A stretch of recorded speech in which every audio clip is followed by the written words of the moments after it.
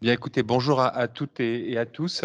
Nicolas Berland, donc je suis vice-président en charge des ressources financières et des relations entreprises de l'université. Donc j'ai le plaisir de vous accueillir ce matin pour cette réunion sur le réseau des contributeurs dauphinois. Donc merci beaucoup de votre présence. Alors on va s'organiser de la manière suivante. Moi je vais d'abord vous faire une très rapide présentation de Dauphine, en fait, de qui on est, ce que l'on fait. Alors je ne sais pas si on peut pas le mettre plus grand, parce que là, on est vraiment sur. Sinon, tant pis, hein. Parce que là, on voit rien, en fait. Donc, une présentation très rapide de Dauphine, ce que l'on fait, qui on est. Et ensuite, je laisserai la parole à nos trois intervenantes, en fait, pour vous présenter, en fait, les politiques égalité des chances, handicap et RSU, responsabilité sociale de l'université, ce matin. Merci. Ouais, c'est pas mal, ça. C'est mieux. C'est beaucoup mieux. Merci beaucoup. Voilà. Alors, si vous êtes ici aujourd'hui, c'est que vous faites partie du réseau des contributeurs de l'université. Le réseau des contributeurs, ce sont les gens qui nous soutiennent, en fait, financièrement. Alors pour être membre du réseau du contributeur, en fait, eh bien, il suffit de nous verser de la taxe d'apprentissage, ce qui est déjà énorme pour nous, et ça nous permet de faire plein de choses. Donc, dès lors que vous versez plus de 10 000 euros de taxes d'apprentissage, vous faites partie de ce réseau. Donc, vous avez les noms de quelques-unes des entreprises qui sont membres de ce réseau. Et donc, on vous invite à nous rejoindre sur un certain nombre d'événements dauphinois, dont celui de ce matin, pour vous parler un petit peu de notre politique. Alors, si on peut mettre le suivant.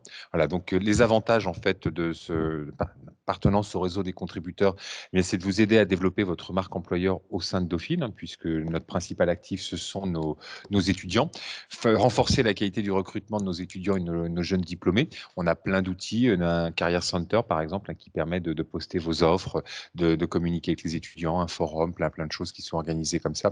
Et puis de façon plus générale, vous faire accéder à l'écosystème dauphinois. On organise plein d'événements en fait à Dauphine. Il y a à peu près 3 conférences par soir en fait à Dauphine. C'est un peu comme à la Samaritaine en fait. Il se passe toujours un truc.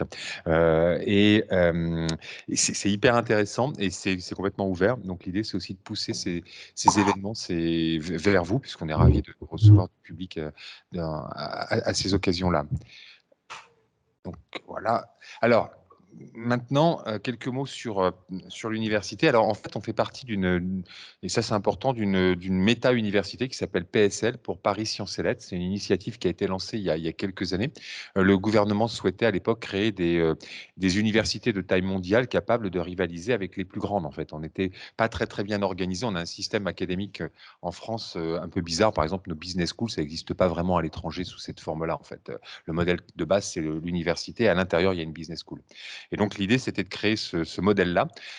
Donc, PSL est l'une de ces réalisations, ce qui nous permet aujourd'hui d'apparaître très bien classé dans un certain nombre de rankings. Et eh bien, Dauphine est mon président n'aime pas que je dise ça comme ça, mais c'est la business school en fait de PSL. Si vous alliez à Oxford, en fait, à Oxford, on fait du management à la Saïd Business School. Vous voyez, le nom vous est sans doute moins familier. Si vous alliez au MIT, on fait du management à la Sloan Business School. Bien, à Dauphine, on fait du management, à PSL, on fait du management, mais pas que du management, c'est là où il n'aimerait pas, à Dauphine. Donc voilà, donc vous avez les partenaires qui sont avec nous. Alors sur Dauphine, il y a quelques chiffres et je vous rassure, ça va aller très vite. On a 10 000 étudiants au total à Dauphine. On est une petite université. Sur ces 10 000 étudiants, il y en a 2 500 qui sont en formation continue. 2 500 en formation continue, ce qui fait de nous le plus gros centre de formation continue de France. Alors on a avec tous les formats possibles, des formats longs de type MBA, des formats courts de type certificat, de la formation intra-entreprise, de la formation inter-entreprise en France, à l'étranger, en français, en anglais, un peu dans tous les formats. Donc ça, c'est quelque chose qu'on connaît mal en fait sur l'université, mais voilà, on est très proche des entreprises de ce point de vue-là. On est une université, donc on a 6 labos de recherche en management, en mathématiques, en droit, en informatique. Ils sont super bons en informatique. Ils ont gagné des médailles aux Jeux Olympiques informatiques. Je ne savais pas que ça existait. Vous voyez. Donc, ils sont très forts en sociologie et en économie. Et donc, ça, on y tient beaucoup parce que le monde se structure en 2 types d'organisations académiques, les Teaching University et les Research University. Donc, nous, on se positionne comme une Research University de ce point de vue-là. L'international, on a un campus à Paris, mais on a aussi un campus à Londres et un campus à Tunis, plus tout un tas de délocalisations un petit peu partout dans le monde. Celui qui marche le moins bien en ce moment, c'est Shanghai. Je vous laisse deviner pourquoi. Donc, on en a un petit peu partout et on a ces deux campus sur lesquels on axe notre développement à l'international. Responsabilité sociale, je ne vais pas en parler parce que ça va être le thème général d'après, donc je ne pourrais pas déflorer le sujet. Métamorphose, on s'est lancé dans une grande rénovation du campus. Hein. En partant tout à l'heure, si vous jetez un œil dans la cour, vous verrez les travaux ont commencé. On va construire une nouvelle aile au milieu de la cour et on rénove complètement le bâtiment. Hein, c'est un projet à plus de 150 millions d'euros de financement qui a été lancé il y a quelques années. Là, c'est parti en fait pour augmenter nos nombres de mètres carrés, mieux accueillir nos étudiants. On a une fondation dont on ne parlera pas aujourd'hui. On a une fondation à Dauphine, en fait, qui est une structure à côté de Dauphine et qui a vocation donc à développer un certain nombre de nos actions sociales, à développer des chaires d'entreprise avec voilà. Et puis les relations entreprises, hein, donc que je représente ici aujourd'hui.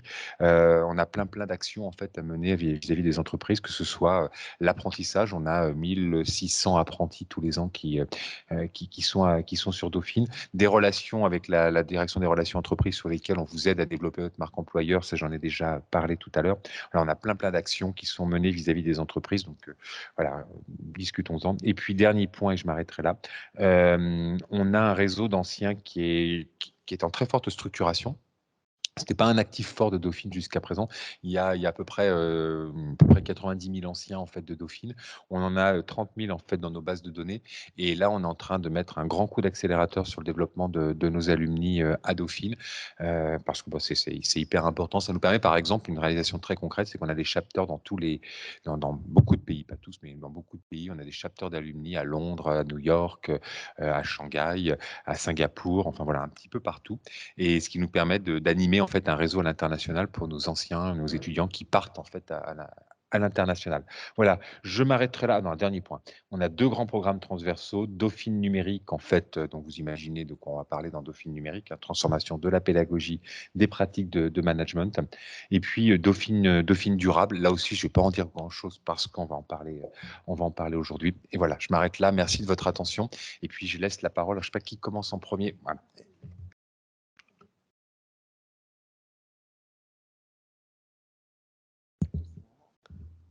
Bonjour à tous, mais écoutez, je suis Marie-Caroline Lemarchand, chef de projet Égalité des chances. Je suis très heureuse de vous présenter le programme ce matin. Donc, c'est un programme qui a été créé en 2009, donc il a déjà quelques années. Il vise à promouvoir une diversité sociale et territoriale au sein de Dauphine, mais ça va au-delà. L'objectif principal de ce programme, à son échelle, bien entendu, c'est vraiment de lever toutes les barrières qui peuvent empêcher un lycéen d'accéder à l'enseignement supérieur, d'envisager l'enseignement supérieur sélectif. Voilà, parce qu'il se met des barrières sociales, financières. Voilà, donc c'est vraiment l'objectif du programme Égalité des chances. Donc pour ça, on est structuré le programme est structuré sur une période allant de Bac-2 à Bac+2. Bac-2, au niveau du lycée, on travaille avec 42 lycées partenaires qui se situent dans des zones un peu défavorisées ou des zones rurales. Et on propose différentes missions, des missions d'information et de sensibilisation et des missions de renforcement. Donc l'objectif, encore une fois, c'est de leur dire l'enseignement supérieur Dauphine, c'est possible pour vous. Donc pour ce faire, on va évidemment dans ces établissements leur présenter les formations qui sont possibles à Dauphine et on les fait également venir à Dauphine pour une journée découverte. Donc l'ensemble des lycéens de nos 42 lycées partenaires viennent toute une journée à Dauphine, ils suivent un cours, ils rencontrent des alumni, ils déjeunent avec des étudiants. Ils rencontrent l'équipe du programme Égalité des chances. Et donc, cette journée, elle est assez fondatrice pour leur donner envie d'accéder à Dauphine et plus largement de choisir une filière sélective. On met en place effectivement avec les équipes enseignantes de ces 42 lycées partenaires des cours de renforcement. Là encore, c'est pour leur dire, on a confiance en vous, on va vous accompagner dans votre réussite, quelle qu'elle soit. Donc, on met en place des cours de renforcement dans les matières qui sont importantes effectivement à Dauphine, donc les mathématiques, l'anglais, l'économie, la culture générale. L'idée, c'est de leur donner confiance. Et donc ça se fait main dans la main avec les équipes enseignantes des établissements partenaires. Une fois que ces étudiants, si ces étudiants qui ont suivi ces cours de renforcement choisissent Dauphine, on continue de les accompagner. On met en place un certain nombre de dispositifs pour les accompagner vers la réussite. Donc ça passe par un stage de pré-rentrée d'une semaine où tous les admis sur la base du volontariat viennent à Dauphine, suivent le matin des cours dans des matières mathématiques, anglais, économie encore. Et l'après-midi, ils suivent des ateliers de confiance en soi, de prise de parole en public, de méthodologie. Donc ça, c'est une semaine avant la pré-rentrée officielle de Dauphine. On met en place des actions de parrainage avec les enseignants. Donc, chaque étudiant qui rentre à Dauphine est parrainé par un enseignant et un étudiant d'une année supérieure. On met en place effectivement donc des tutorats tout au long de l'année pour les premières années parce qu'on sait que l'entrée à l'université, cette marche dans l'enseignement supérieur, elle est assez difficile. Et donc, on les accompagne aussi en mettant en place des tutorats. Ça peut être des tutorats académiques ou des tutorats méthodologiques. Et on leur propose effectivement d'un certain nombre également des summer schools pour les summer schools et puis évidemment de rencontrer des anciens dauphinois. La réussite, ça passe aussi par des conditions matérielles qui sont qui permettent d'étudier en toute liberté. Et on est accompagné par la Fondation pour ça, puisqu'on met, on a à la disposition, on met à la disposition des étudiants du programme Égalité des chances des logements à la résidence de Saint-Ouen, des logements qui sont subventionnés par la Fondation Dauphine. Donc, vous voyez, on en parle un petit peu. La Fondation Dauphine nous accompagne là-dessus. C'est très important parce que c'est vrai que le logement, avoir des conditions de travail agréables pour réussir, c'est très important. Donc, la Fondation subventionne à hauteur de 300 € par mois un logement à la résidence de Saint-Ouen, ce qui fait que ce logement revient à quasiment rien à l'étudiant si on y ajoute les aides des APL. C'est vraiment du coup un loyer extrêmement modéré. Donc, voyez, on met en place vraiment tout un dispositif d'accompagnement qui va de bac-2 à bac+2 pour accompagner ces élèves.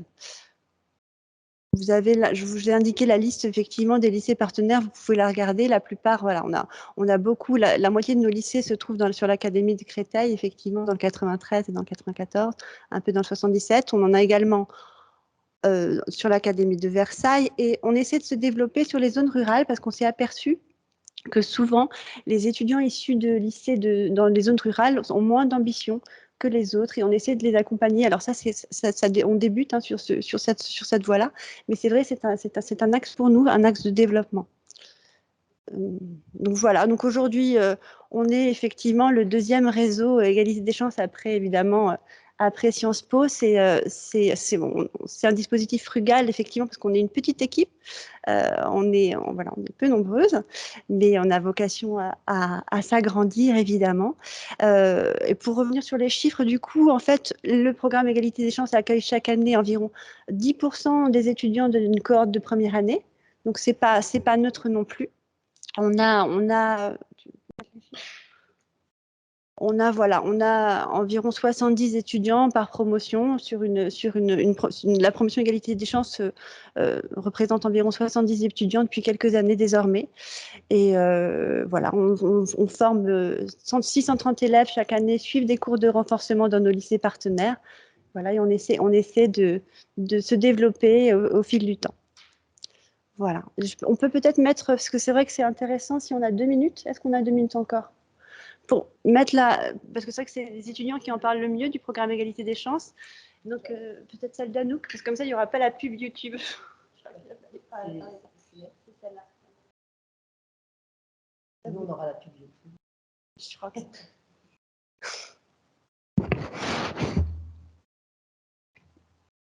il y a la pub YouTube.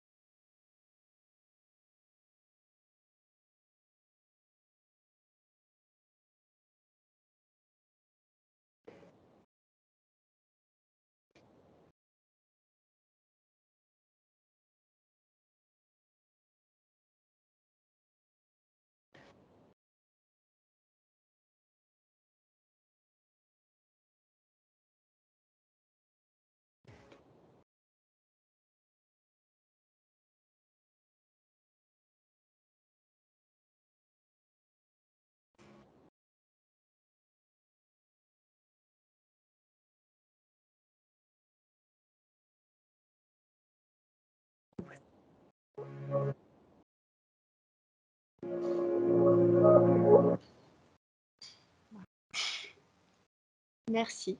Si vous avez des questions, n'hésitez pas.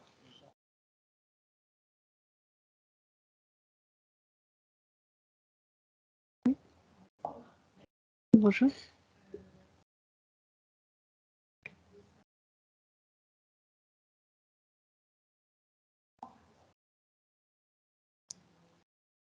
Juste, vous pouvez appuyer sur, voilà, sur le bouton devant vous, comme ça on vous entendra mieux. Bonjour, vous m'entendez? Oui, c'est beaucoup mieux. J'aurais deux questions. Je voulais vous parler je voulais savoir si vous suiviez des indicateurs sur le genre, parce on se rend compte quand même que depuis 2 ans, suite à la réforme du bac, on a des soucis pour récupérer, en fin de compte, pour sensibiliser les jeunes filles à des études de ce niveau-là, et notamment sur les mathématiques. Et on se rend compte que le problème, il faut le prendre dès l'origine, c'est-à-dire dès le lycée, et les orienter vers des mathématiques, parce qu'elles n'y vont pas forcément spontanément. Donc ça, c'est la première question. Et la deuxième question, c'est quoi l'ambition? C'est-à-dire qu'aujourd'hui, vous avez 10%.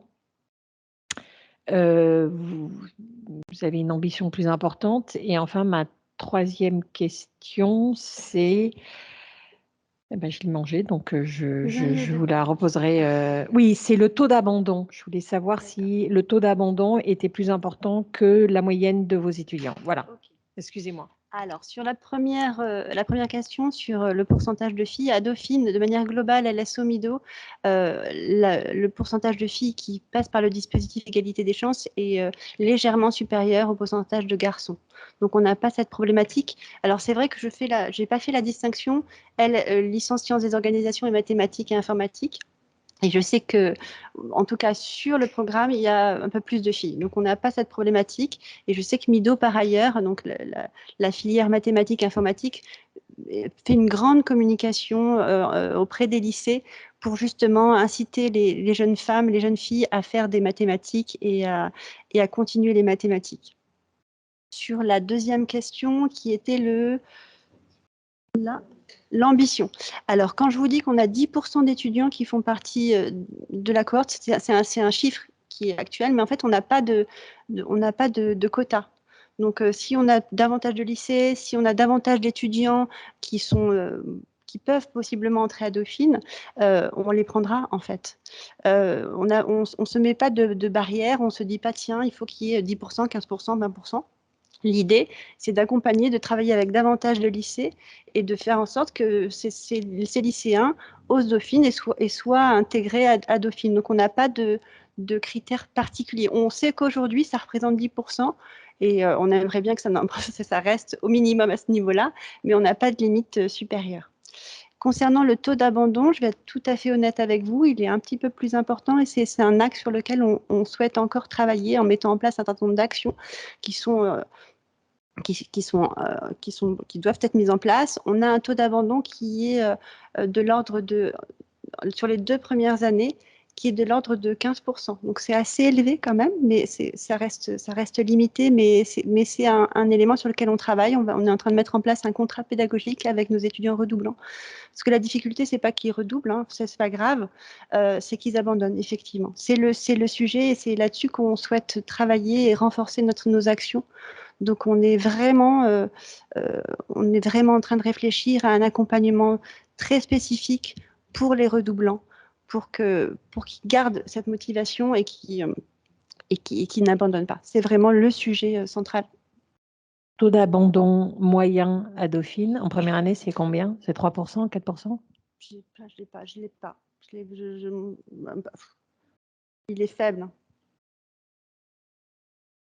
Oui, couper le micro, voilà. Non, il est très faible en fait, donc je ne sais même pas combien il est, mais il y a très très peu qui abandonnent. Moi, il se trouve qu'on en parlait tout à l'heure, j'encadre des étudiants à égalité des chances en fait. Et l'abandon, en fait, c'est ce que j'ai constaté avec un certain nombre d'entre eux, c'est que et c'est un effet pervers en fait de la positive action en fait que l'on met en place. C'est-à-dire qu'on va chercher des étudiants dans les lycées, ils trouvent que c'est une opportunité, ils viennent à Dauphine, mais peut-être n'ont-ils pas assez mûri leur projet. C'est-à-dire qu'ils se retrouvent à Dauphine et puis là après ils se posent la question de savoir si c'était vraiment ça qu'ils voulaient faire. En fait, à force de les accompagner, en fait, ça a un effet pervers, c'est que ça inhibe un peu la réflexion sur le vrai choix de carrière. Moi, j'ai eu plusieurs en fait avec qui j'ai discuté qui me disaient mais finalement c'est peut-être pas ça que je voulais faire. Donc le taux d'abandon il est pas simplement lié à des difficultés d'insertion, mais peut-être aussi un effet pervers de pousser des jeunes en fait qui trouvent que Dauphine c'est une super opportunité, c'est génial, mais et voilà, il faut aussi les accompagner dans leur réflexion sur le choix de carrière, au-delà de l'opportunité que ça peut représenter.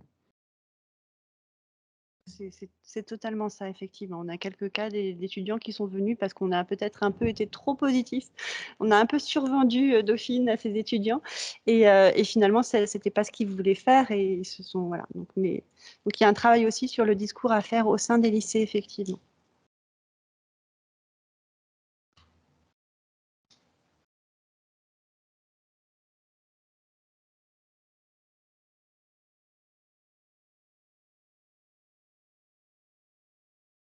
D'autres questions sur le programme ou on enchaîne sur la mission handicap?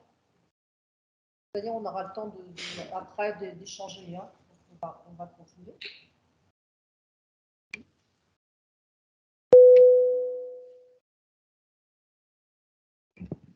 D'accord. Alors bonjour à tous, donc moi je suis Amélie Lecier, la chargée de mission handicap de l'université, donc au service aux étudiants de la direction de la formation et de la vie étudiante.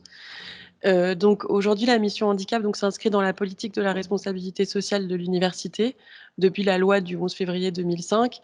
Et donc aujourd'hui la mission handicap accueille et accompagne les étudiants en situation de handicap sur l'ensemble de leur parcours universitaire. Propose des accompagnements, donc de la mise en place des aménagements en concertation avec la médecine préventive et également avec les départements de formation, et accompagne ces étudiants dans leur recherche de stage, d'alternance et d'emploi.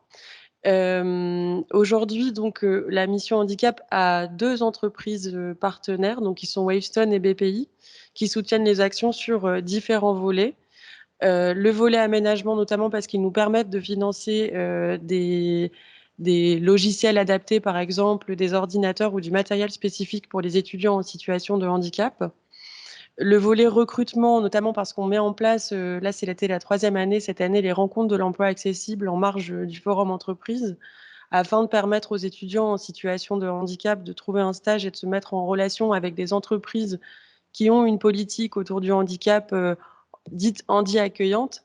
Et également on met également en place avec les entreprises des ateliers de simulation d'entretien lorsque c'est nécessaire. On transmet aussi les candidatures des étudiants qui sont en difficulté pour trouver des stages. Et on a également un volet sensibilisation, puisque grâce aux entreprises, on finance aussi beaucoup d'actions de sensibilisation, notamment dans le cadre de la semaine handicap sur Dauphine, qui se déroule chaque année dans le cadre de la semaine européenne pour l'emploi des personnes handicapées. Voilà, peut-être. Oui, merci.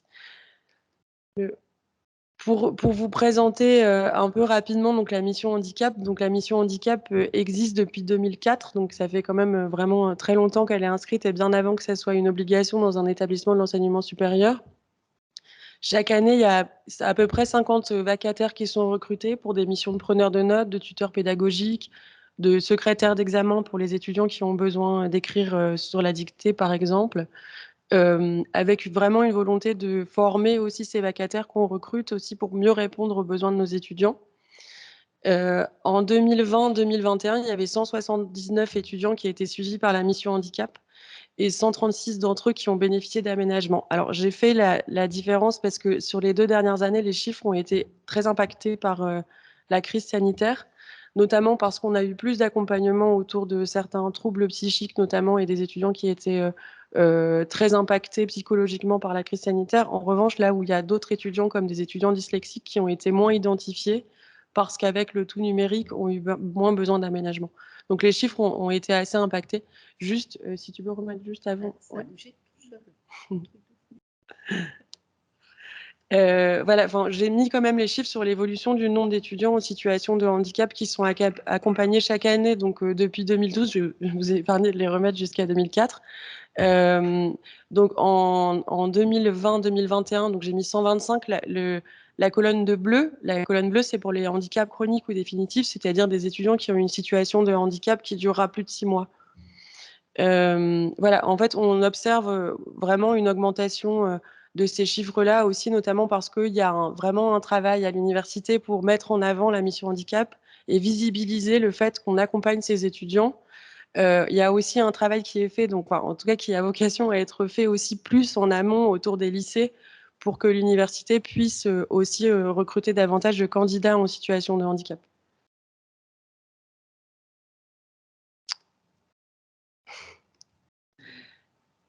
Alors, je vous ai mis la répartition des étudiants en situation de handicap par rapport à leur niveau d'études, parce que c'est quand même assez intéressant d'observer que, contrairement à ce qu'on pourrait peut-être imaginer sur le fait qu'il y aura un abandon plus important pour des étudiants en situation de handicap jusqu'à la fin de leur cursus universitaire, là, les chiffres ne changent pas beaucoup entre la licence 1 et le master 2.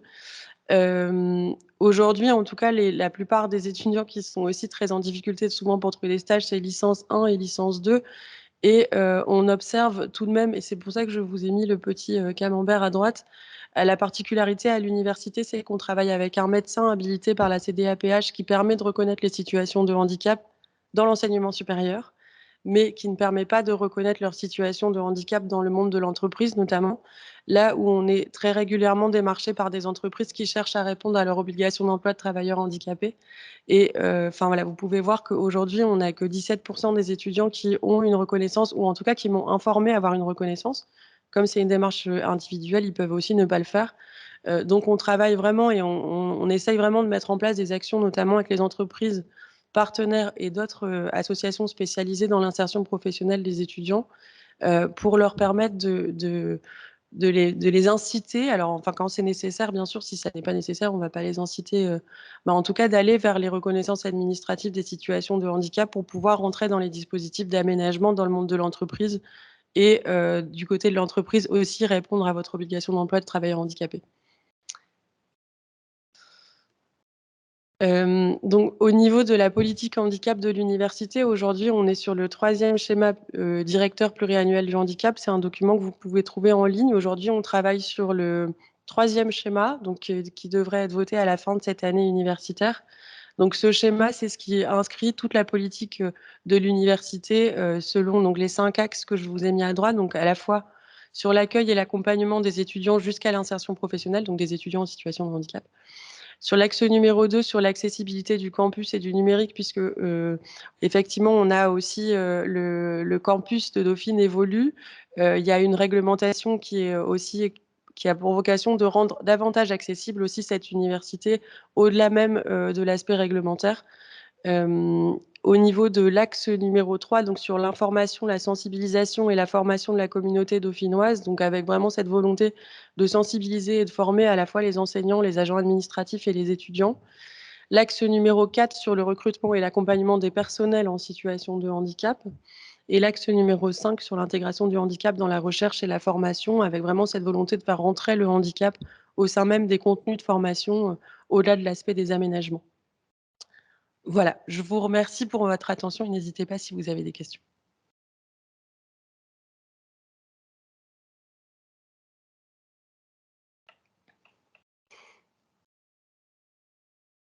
Ah, ouais, bonjour, pardon pour le retard. J'aurais sans doute plein de questions de sujets que vous aurez déjà abordés en amont.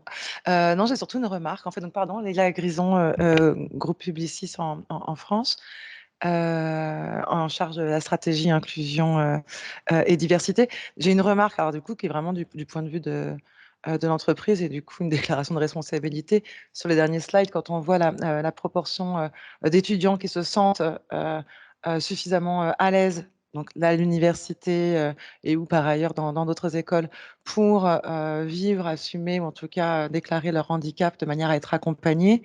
Le sujet, c'est moins votre capacité à les inciter à se transformer chez nous que nous, entreprises, à être en capacité de venir très tôt dire notre capacité à être accueillante, ouverte aux différentes, enfin voilà, toutes les diversités. Donc voilà, c'était juste une remarque parce que souvent, effectivement, et je comprenais bien le propos, le nombre d'entreprises qui viennent vous solliciter, vous interroger sur, et je reconnais moi aussi l'avoir fait un peu au début en prenant mes fonctions, et je mesure aussi à quel point, en fait, en tout cas, pour notre entreprise, on n'aura sans doute pas fait suffisamment le chemin inverse, c'est-à-dire d'être en capacité de venir nous très tôt dire que nous étions évidemment plus couverts à cette différence qui est aussi souvent la performance. Voilà. Si je peux me permettre de répondre sur cette remarque, en fait, effectivement, c'est aussi l'objet, en tout cas, des partenariats qu'on développe aussi au niveau de la mission handicap, en fait, nous, en tant qu'université, l'étudiant n'a pas d'intérêt à faire une reconnaissance administrative, par exemple. Donc, on va pas, enfin, c'est des démarches qui sont très coûteuses, c'est très long, c'est très chronophage. Donc, en tout cas, l'objectif, c'est plutôt que ce soit aux entreprises d'expliquer quel est l'intérêt aujourd'hui de reconnaître sa situation de handicap et qu'est-ce que ça peut apporter en entreprise. Comment parler de sa situation de handicap en entretien, par exemple? Est-ce que c'est nécessaire ou pas? Est-ce que c'est nécessaire de le faire mention sur le CV? Enfin, toutes ces questions-là, c'est plutôt finalement aux employeurs de vraiment informer l'étudiant sur cette réalité.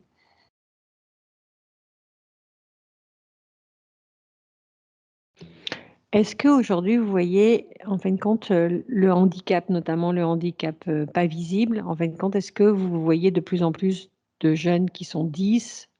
Voilà, c'est-à-dire la propension, en fin de compte, de gens qui viennent vous voir, est-ce que vous voyez, en fin de compte, des particularités qui sont plus importantes? Alors aujourd'hui, je vous ai épargné tous les camemberts qui ont été faits, mais oui, c'est 99 de situations de handicap qui sont invisibles à Dauphine. On a un étudiant qui est en fauteuil roulant. Alors là, on parle que des étudiants puisque moi, je travaille que sur la partie étudiant, mais donc oui, l'ensemble pratiquement des situations de handicap sont invisibles. On observe tout de même une meilleure reconnaissance ou en tout cas, les étudiants, par exemple, avec des maladies invalidantes, diabète, endométriose ou d'autres maladies invalidantes, maladies de Crohn, font plus de démarches aujourd'hui pour être reconnus et accompagnés par la mission handicap. Les troubles 10, effectivement, donc ça, on l'observe dans l'ensemble des établissements de l'enseignement supérieur aussi, que les étudiants se déclarent davantage. C'était moins vrai cette année et l'année dernière. Et on pense que c'est parce que l'usage de l'ordinateur est devenu presque systématique. Donc, la situation de handicap est mieux compensée. Donc oui, effectivement, on n'a pas de... Enfin, en fait, le handicap visible, en tout cas à Dauphine, ou comme on peut se le représenter, ça n'existe pratiquement pas.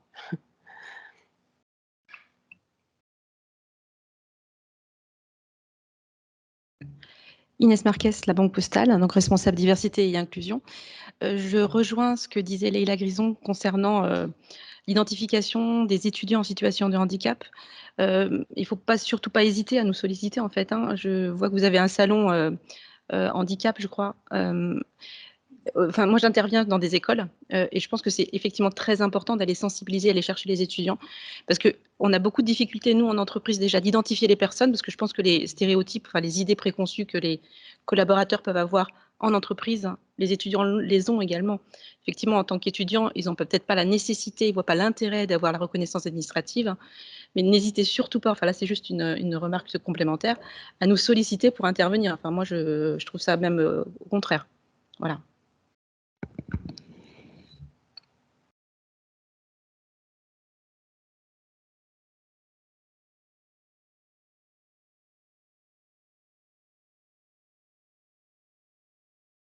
Bonjour à toutes et à tous. Donc Christine Vicens, je suis chef de projet responsabilité sociale de l'université depuis 3-4 ans depuis 3-4 ans à Dauphine. Alors tous les sujets toutes les actions qui sont présentées ce matin, donc il s'agisse de l'égalité des chances, du handicap ou tout à l'heure des questions d'égalité et de lutte contre les discriminations, relèvent à Dauphine du périmètre donc de la responsabilité sociale de l'université, qui est devenue une priorité stratégique depuis 2016-2017, avec pour objectif de former des étudiants curieux, réflexifs, qui deviendront des professionnels et des citoyens responsables. Alors c'est une volonté qui s'est traduite par la mise en place d'une gouvernance dédiée. Donc là, vous n'en voyez pas grand-chose, j'en suis désolée, mais nous avons mis en place, donc un vice-président en charge de la responsabilité sociale de l'université a été nommé, donc un chef de projet dont j'exerce la mission, mais aussi des référents sur les différentes thématiques. Donc on a une déléguée qui s'occupe des questions d'égalité, une autre des questions environnementales, une personne en charge de tout ce qui relève de l'intégrité scientifique et très dernièrement un référent LGBT+. Nous avons aussi des instances en fait qui traitent de toutes ces questions à Dauphine. Nous avons un conseil environnemental et social qui a été mis en place en début d'année, qui est une espèce d'instance de débat, de réflexion, qui associe l'ensemble des collaborateurs de Dauphine autour de toutes ces questions. Et enfin, un réseau des référents qui comporte une trentaine de personnes et qui est un espèce de lieu de partage et d'information et de diffusion aussi de toutes nos pratiques en matière de responsabilité sociale au sein de l'université. Alors cette volonté en fait de faire de la RSU une priorité stratégique s'est traduit aussi par une démarche de labellisation, c'est-à-dire que nous nous sommes engagés dans cette démarche pour mieux ancrer cette réalité au sein de Dauphine, et nous avons été labellisés en 2020, donc pour une durée de 4 ans. Nous sommes donc parmi les premières universités en France à être labellisées développement durable et responsabilité sociétale. Donc c'est un engagement pour 4 ans qui atteste et puis qui valorise en fait l'ensemble de nos engagements dans ce domaine. Donc vous voyez que la labellisation, elle couvre énormément de missions dans l'entreprise. Hein.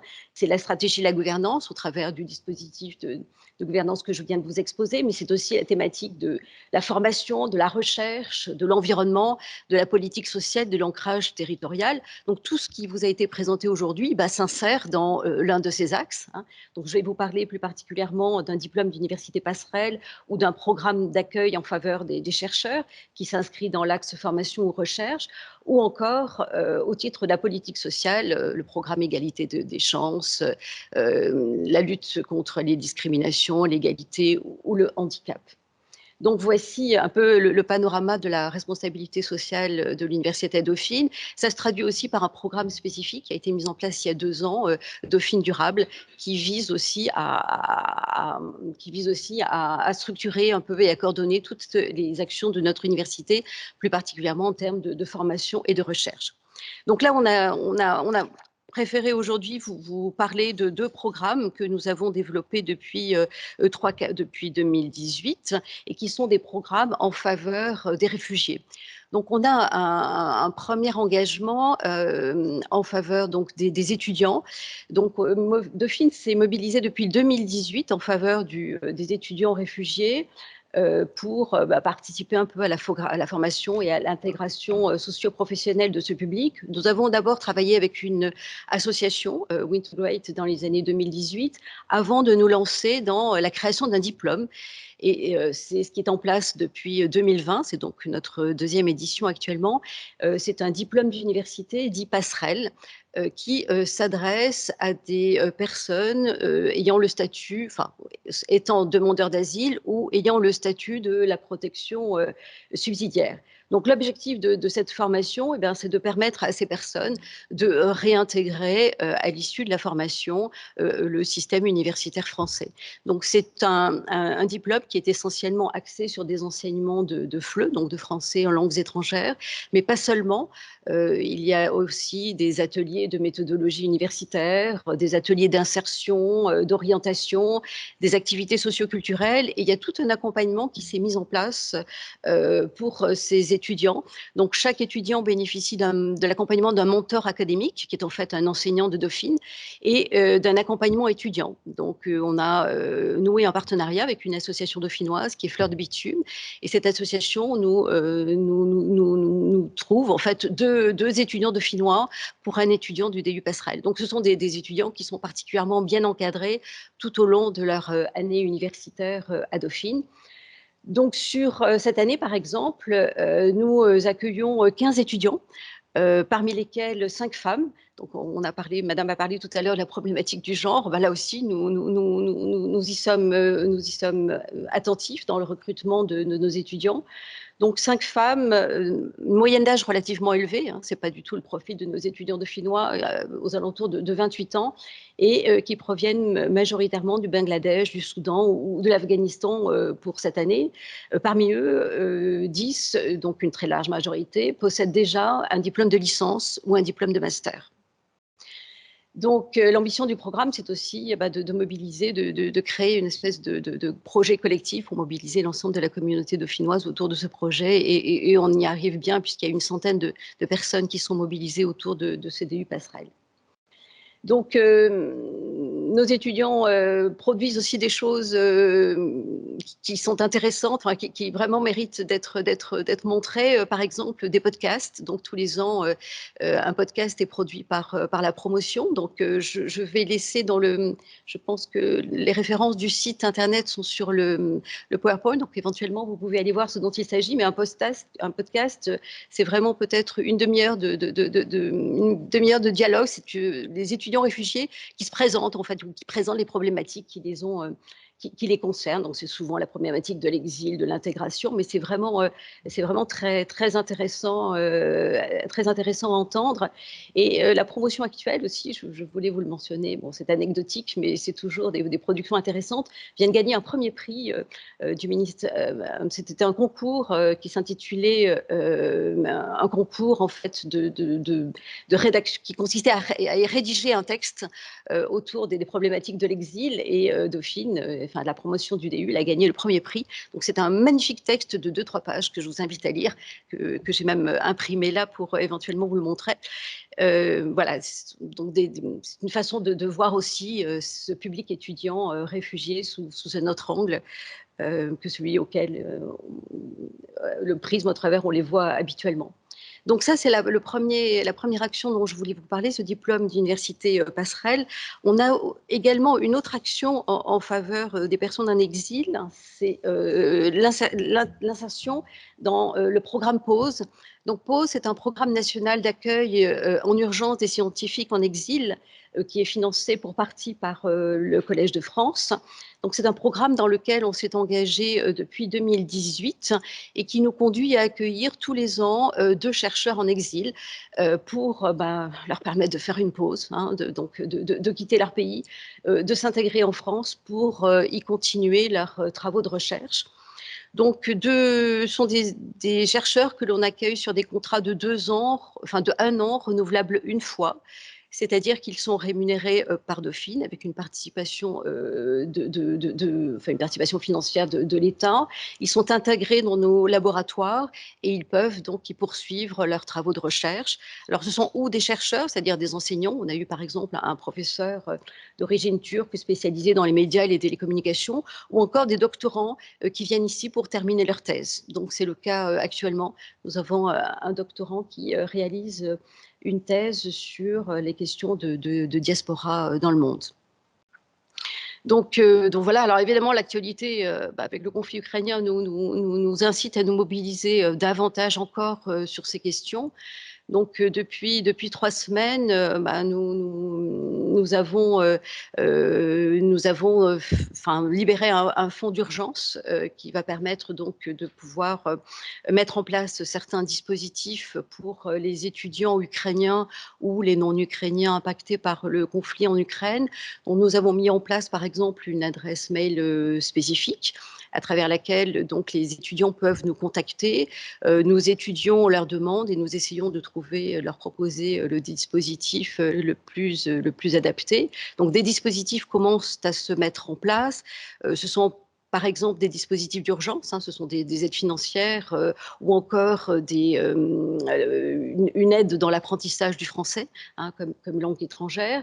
Ça peut être aussi l'accompagnement pour les étudiants anglophones vers un DU passerelle pour l'année prochaine. Donc, nous sommes en train de créer un nouveau DU spécifiquement adapté à ce public francophone pour leur permettre ensuite de poursuivre leur cursus en France. Et pour les francophones, c'est les aider de sorte à ce qu'ils puissent intégrer à la rentrée prochaine le système universitaire français. Donc voilà un peu l'actualité sur ce public des étudiants réfugiés ou des chercheurs en exil. Voilà, je ferai un plaisir de répondre à vos questions.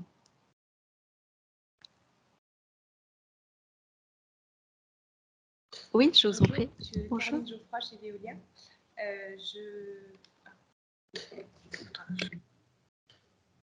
Ok. Bonjour. Donc Caroline Geoffroy chez Veolia.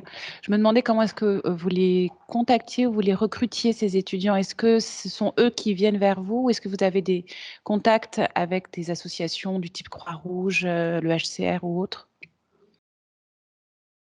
Nous faisons partie d'un réseau qui est le réseau migrants dans l'enseignement supérieur et nous sommes très proches de nombreuses associations. Nous diffusons nos offres, cet appel à candidature dans énormément de réseaux et les candidatures nous arrivent très très bien et très très vite.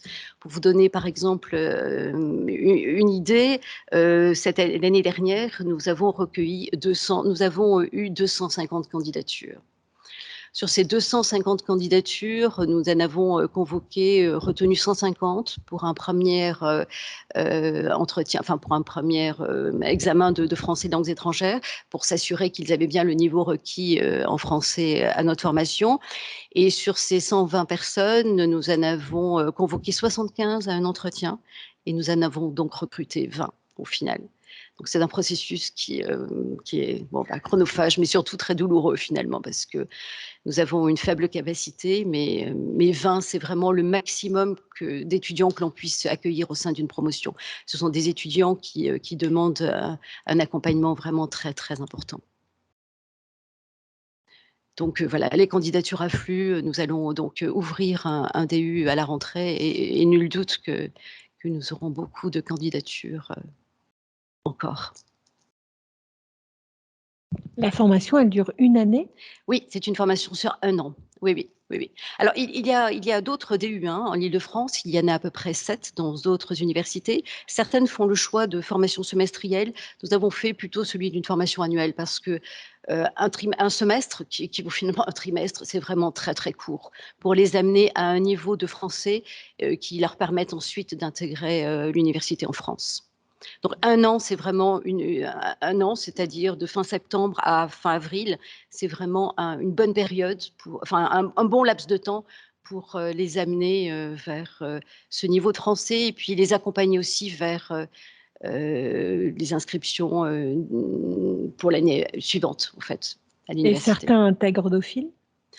Alors, certains ont intégré Dauphine, mais très peu, parce qu'il ne faut pas se leurrer, il y a quand même un gap en termes académiques entre leur niveau de formation initiale et puis le niveau malheureusement exigé, enfin malheureusement non, mais le choix fait à Dauphine. Nous en avons néanmoins 3 personnes ont intégré depuis l'origine Dauphine, l'un en master, 3 en master d'ailleurs, donc plutôt des masters. Mais notre objectif est plutôt de les accompagner dans alors ce sont ou des licences ou des masters dans des universités pour lesquelles le niveau académique, parce que l'objectif c'est pas seulement d'intégrer une formation l'année N+1, mais c'est surtout de pouvoir y suivre le cursus, donc de façon avec succès et puis dans un esprit serein, parce que ce sont des étudiants qui ont par ailleurs de très très grosses difficultés financières, donc qui travaillent, mais plus que des jobs étudiants, qui ont vraiment une activité souvent à plein temps. Ce sont des étudiants qui ont souvent une famille, et c'est le cas essentiellement des femmes qui sont des femmes avec enfants. Voilà. Sur une promotion l'année dernière, à peu près 70% d'entre eux ont intégré l'université à l'issue du parcours. Donc c'est quand même un indicateur, une réussite pour la formation. On a des abandons, évidemment, hein, ce sont souvent des difficultés financières très importantes qui font que, malgré toute l'aide qu'on leur apporte, ils ne peuvent pas rester dans le cursus. Des problèmes aussi avec le recrutement féminin, parce que ce sont souvent des femmes et des mères de famille. Et bien souvent, si un problème survient dans l'année, c'est elles qui assument la charge de leur famille et qui donc doivent se retirer de la formation. Voilà. Merci. Oui. Bonjour, Judica Lefebvre, BDO. Déjà, merci pour la présentation, pour l'ensemble des axes. Ma question s'adresse vraiment à vous trois et à vos présentations. Vos étudiants, l'ensemble de vos étudiants ici à Dauphine, ce sont les collaborateurs, les managers, les dirigeants des entreprises de demain. J'aimerais savoir, parce qu'à un moment ou à un autre, ils seront confrontés à ces sujets, à l'égalité des chances, à l'handicap, à la diversité, dans leur métier, dans leurs fonctions et tout au long de leur vie. J'aimerais savoir comment vous les sensibilisez, comment vous les informez déjà de vos actions et de ces sujets au global, et comment vous travaillez cette compréhension et cette perception qu'ils ont ou pas, mais qu'ils devront avoir, une fois dans le monde professionnel et dans leur vie de tous les jours, sur la compréhension, l'acceptation, la levée des barrières. Comment, de par le travail que vous faites sur ces sujets, vous arrivez à aller vers l'ensemble de vos étudiants pour les sensibiliser?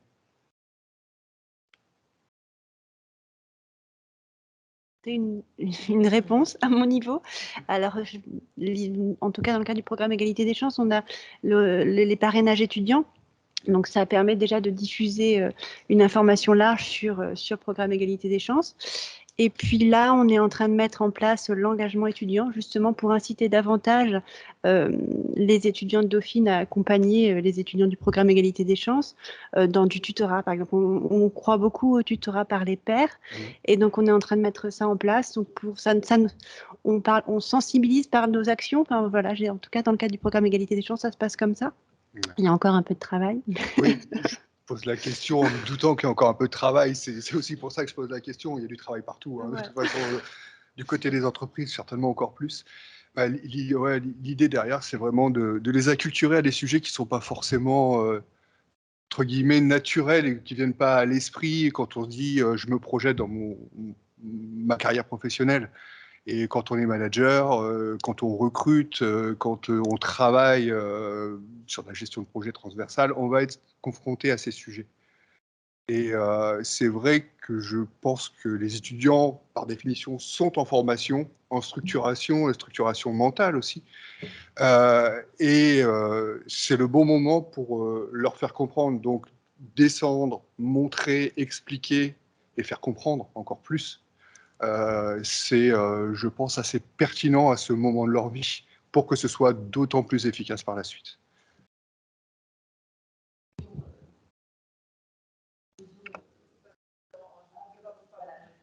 C'est bon, merci.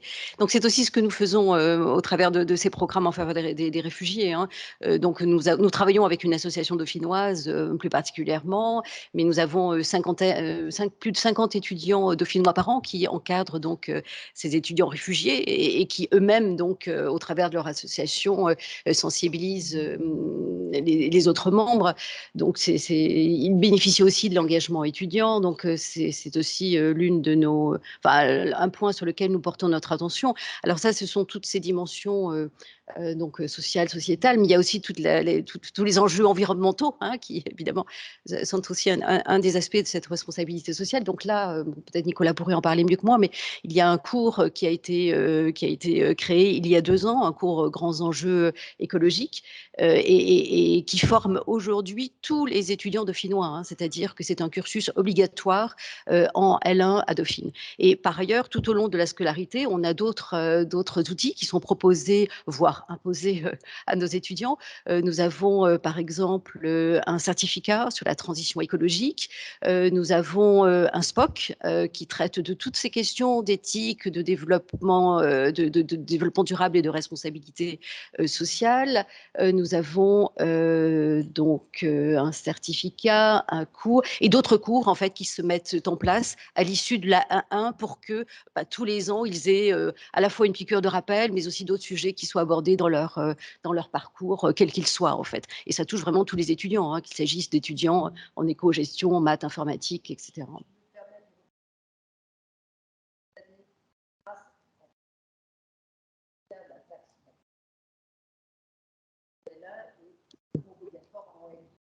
C'est ça.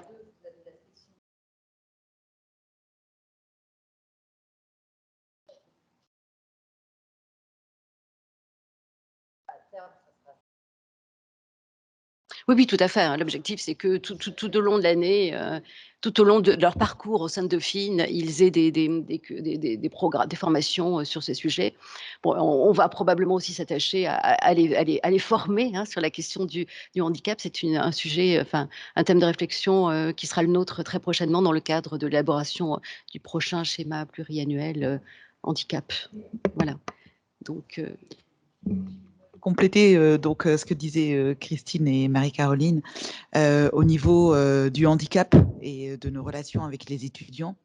En fait, j'interviens dans le cadre du pôle service aux étudiants, hein, qui chapeaute la mission handicap. Donc, évidemment, on est très transverse sur l'accompagnement de nos étudiants tout au long de leur parcours.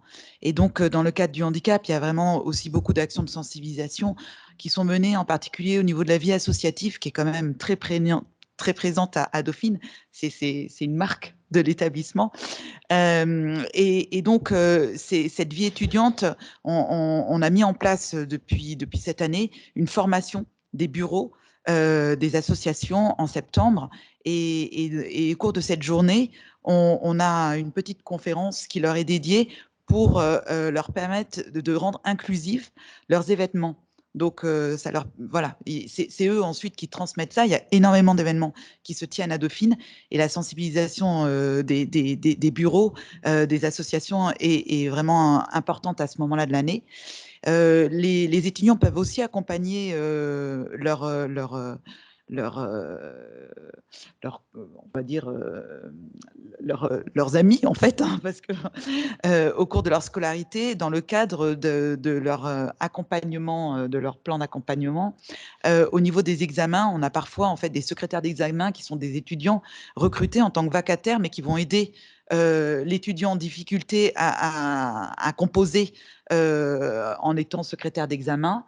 On a aussi des interventions d'associations dans le cadre de la semaine du handicap qui sensibilisent la communauté dauphinoise, nos étudiants, à la fois enseignants et étudiants, avec des ateliers qui se déroulent dans le hall, où en particulier cette année, il y avait un atelier sur tous les troubles 10, et c'était intéressant d'avoir cette association qui mettait en fait en pratique des cas très concrets d'étudiants avec ces troubles-là, et qui permettait à un étudiant qui n'était pas porteur de ce trouble de pouvoir travailler sur un texte ou sur un sujet en portant ce handicap. Et ça, c'est vrai que c'est aussi des cas concrets comme ça qui permettent de sensibiliser la communauté aux problèmes rencontrés dans le cadre de leurs études, de nos étudiants. Voilà, Amélie, je te laisse compléter si tu as d'autres, parce que tu... C'est en rebond ou en réaction à ce que vous venez de dire, monsieur. Et au-delà de la sensibilisation qui est évidemment éminemment importante, et je crois que si c'était moins évident ou naturel pour les managers d'aujourd'hui, il me semble que ça l'est complètement pour les jeunes qui vont le devenir. Mais du coup, mon sujet, c'est parmi ces jeunes qui vont devenir managers, et c'est pour ça que je parle d'inclusion au-delà de la sensibilisation et de l'inclusion aussi à proximité, donc parce que les programmes sont absolument fabuleux d'accueil d'étudiants exilés. Ma question, c'est aussi la représentation de la diversité plus proche à Dauphine. Donc effectivement, enfin quid aussi de passerelle. Je pose la question, j'étais pas là au début, donc peut-être que les programmes égalité des chances ont été présentés, mais c'est vraiment une question sur laquelle voilà, je travaille, et donc je vous repose la question. Pardon pour ceux qui entendront deux fois la réponse. Oui, on a un programme égalité des chances. On travaille avec 42 lycées partenaires qui sont situés effectivement en zone sensible et en zone rurale, qui ont été identifiés comme voilà, les axes les plus importants à mener. Et en fait, l'idée, c'est de lever les barrières qui peuvent empêcher des lycéens de ces établissements de tenter l'enseignement supérieur sélectif. Et donc, on travaille main dans la main avec les établissements partenaires. On met en place un certain nombre d'actions, je vais faire très vite. Oui, Des cours de renforcement, des actions de sensibilisation, ils viennent à Dauphine. Et puis, une fois qu'ils sont arrivés à Dauphine, l'idée, encore une fois, c'est pas forcément que tous les élèves qui sont accompagnés au sein des lycées viennent à Dauphine. Mais en tout cas, on essaie de les accompagner au mieux une fois qu'ils arrivent à Dauphine pour qu'ils aient toutes les conditions de réussite pour réussir leur formation à Dauphine. Et donc, ça représente environ 70 étudiants par an. On forme un peu plus de 630 élèves dans les lycées dans le cadre des cours de renforcement. Donc, chaque lycée bénéficie, je ne l'ai pas dit tout à l'heure, du coup, j'en profite pour donner une information complémentaire, 59 heures de cours supplémentaires par an pour ces élèves de première et de terminale.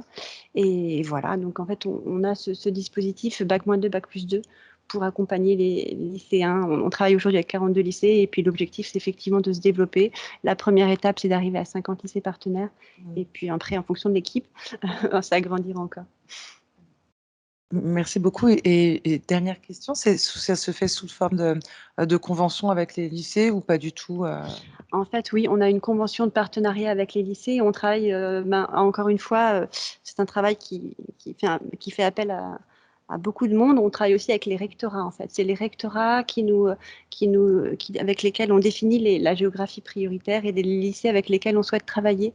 Donc, parce que nous, on n'est pas forcément très au courant. Enfin, voilà. Donc, eux sont davantage au courant. Donc, on discute avec les rectorats. Ils nous conseillent des lycées partenaires. On les contacte ou eux-mêmes nous contactent. Et c'est comme ça que se créent les partenariats. Donc, on est conventionné à la fois avec les lycées et à la fois avec le rectorat qui est en charge de ces lycées. J'aurais une question, excusez-moi. Dans tous vos témoignages, on se rend compte que l'accompagnement est clé. Vous faites cet accompagnement au sein donc de l'école, enfin de l'université, hein, à la fois un parcours, vous dites, académique, d'un tutorat académique et puis aussi un accompagnement d'un jeune étudiant. Que se passe-t-il quand, en fin de compte, ces jeunes arrivent dans l'entreprise? Est-ce que autant j'ai l'impression qu'on flèche assez bien les personnes en situation de handicap, en tout cas chez nous, par rapport à la mission handicap, le travail qu'on fait ensemble et tout, j'ai l'impression qu'on le fait moins sur ces jeunes justement issus des zones prioritaires parce que on les identifie pas. C'est-à-dire qu'aujourd'hui, moi, on embauche des gens de ce profil-là. Est-ce qu'il faut pas les flécher pour justement qu'ils aient un accompagnement dans l'entreprise aussi un peu plus poussé? Qu'est-ce que vous en pensez? L'idée, c'est de les accompagner vers la réussite et qu'après, effectivement, ça soit plus un sujet, que l'égalité des chances soit plus un sujet. Mais ça, c'est un vœu pieux. Mais effectivement, nous, on les accompagne Bac-2, Bac+2, on les suit quand même jusqu'en fin de master. Mais on essaie de regarder effectivement la proportion. L'idée, c'est qu'ils arrivent tous à accéder à un master à Dauphine. C'est vraiment notre ambition. Après, au niveau de l'entreprise, j'ai pas d'idée très précise parce que je me demande jusqu'à quel point on est égalité des chances et est-ce qu'à un moment donné, il ne faut pas se décoller cette étiquette et se dire on a réussi. Les étudiants égalité des chances qui viennent à Dauphine, ils ont un niveau académique qui est excellent. Enfin, voilà, c'est des élèves excellents qui ont été sélectionnés comme les autres. Ils ont besoin de ce coup de pouce pour leur donner confiance. Et après, l'idée, c'est vraiment que ces années de formation permettent d'oublier qu'ils viennent d'une zone défavorisée. Voilà, on espère, mais bien sûr, on n'est peut-être pas totalement, on n'y arrive peut-être pas totalement au bout de 5 ans de formation, mais en tout cas, c'est l'objectif. Pardon, de benchmark et les deux choses qu'on peut faire nous, et c'est pas une référence, mais en tout cas on le fait, on s'y attache de plus en plus.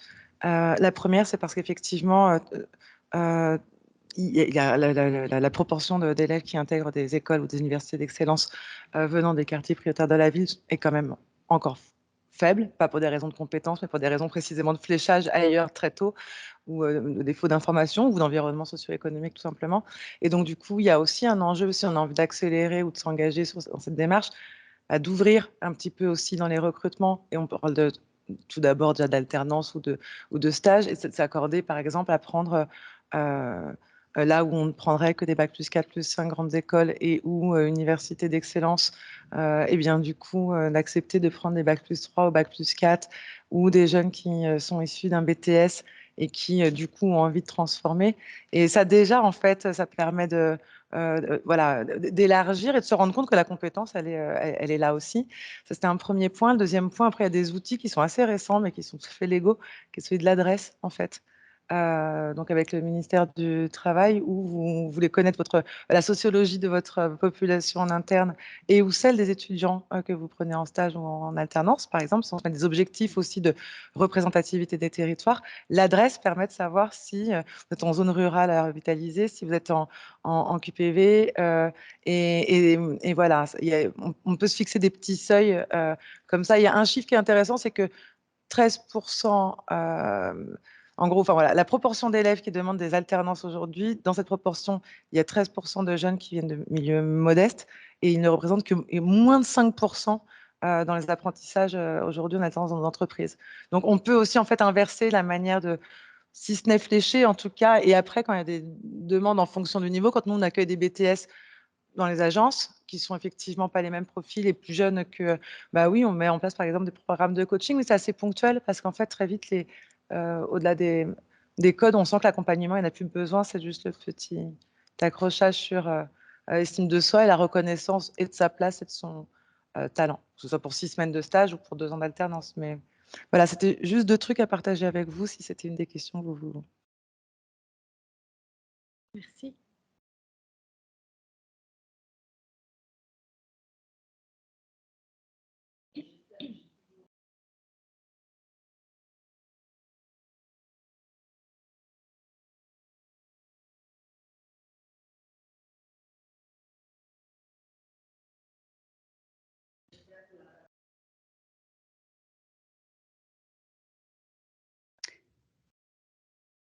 Bonjour à toutes et à tous, est-ce que vous m'entendez?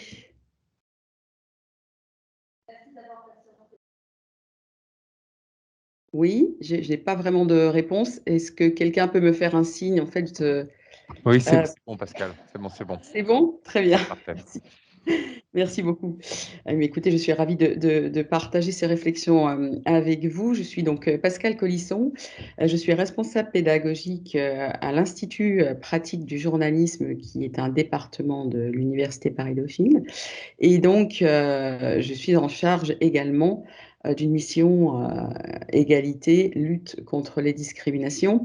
Et je vais un petit peu adapter ma présentation au regard des quelques réflexions et des questions que j'ai entendues, parce que je pense que c'est important aussi d'apporter des éclairages, en particulier sur 2 questions. C'est celle sur la sensibilisation effectivement à des jeunes étudiants et des jeunes étudiantes qui vont un jour prendre des responsabilités. Et je pense qu'effectivement, c'est important dès le niveau des études de faire prendre conscience également de ce que cela suppose d'interagir dans des équipes ou de manager des équipes à l'aune de ces questions de diversité.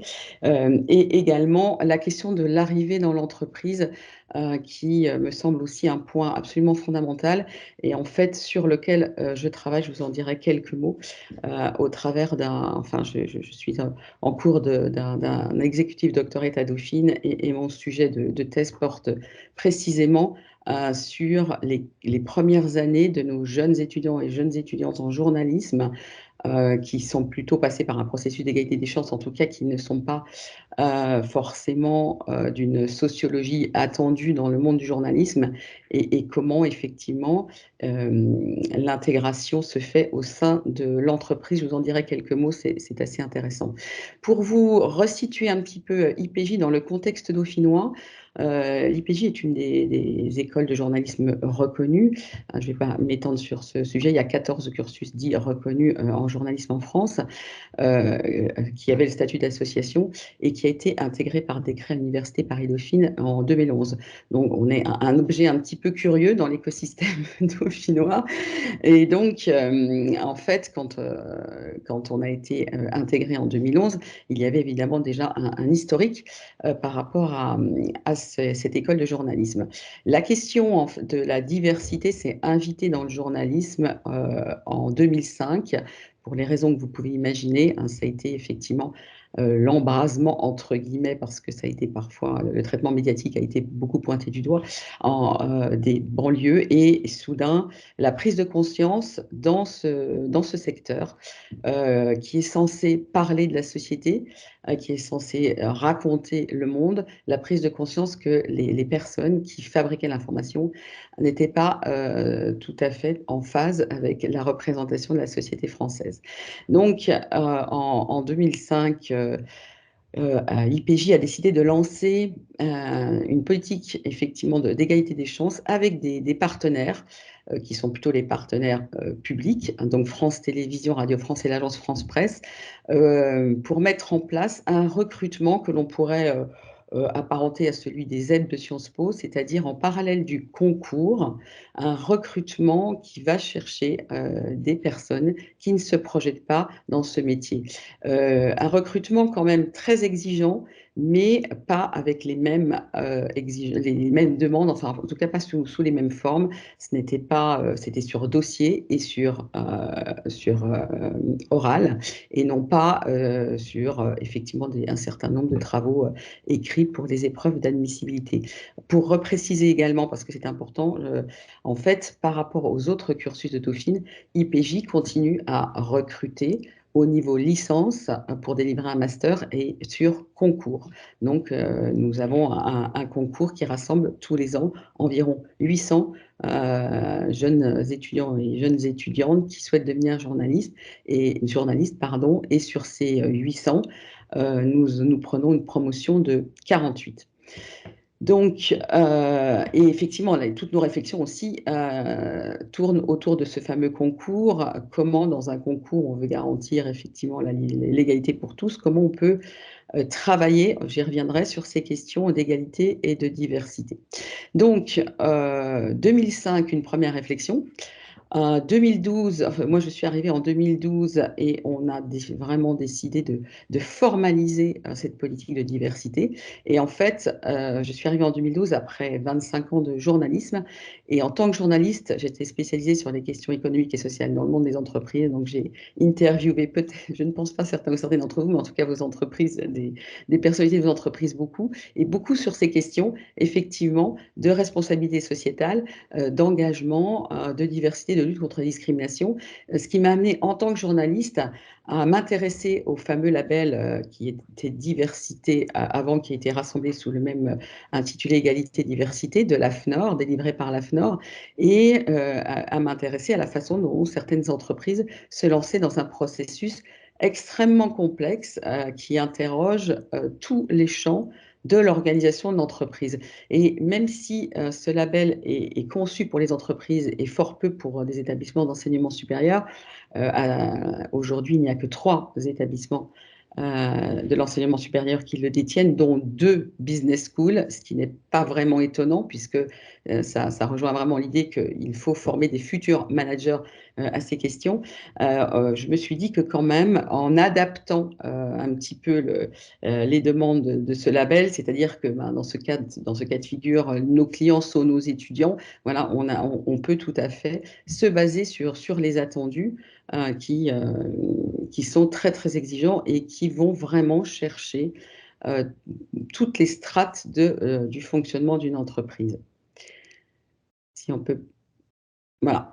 Donc, en fait, plusieurs champs dans une école. Il y a effectivement le recrutement. On a le recrutement des personnes qui composent notre entité, en sachant que nous sommes dans une situation un petit peu particulière, où les personnes qui avaient été recrutées avant l'intégration sont encore sous le statut de l'association IPJ, et les nouvelles personnes, effectivement, qui ont été recrutées, elles sont sous statut dauphinois. Donc, on a, je vais passer assez rapidement, mais on a mis en place un processus de recrutement non discriminant, donc sur la gestion des candidatures, le fait de libeller une candidature pour qu'elle n'écarte pas certaines personnes, la conduite de l'entretien avec un guide d'entretien qui vraiment s'attache aux compétences, et la restitution des résultats.